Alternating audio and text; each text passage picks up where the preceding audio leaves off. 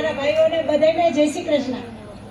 મારું નામ રંજનબેન નીતેશભાઈ છે। હું ધુવમ વતનીમાં છું। મારું સખી મંડળ જય દશામાં છે। 2014 થી મારું મંડળ હાલે છે।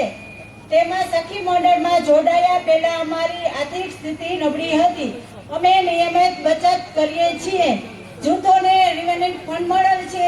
અમને યોજના થકી સારી એવી તાલીમ મળેલ છે। અમે બેંકમાંથી કેશ લોન 3 વખત લીધેલ છે। અમે વર્ષમાં અત્યારે અમને બેંકે 5 લાખની લોન આપેલ છે, સીસી લોન। અમારા જૂથની બહેનો અલગ અલગ પ્રવૃત્તિઓ કરે છે, જેવી કે સીવણ કામ, સીએસસી, બીસી સખી, પશુપાલનનો ધંધો કરે છે।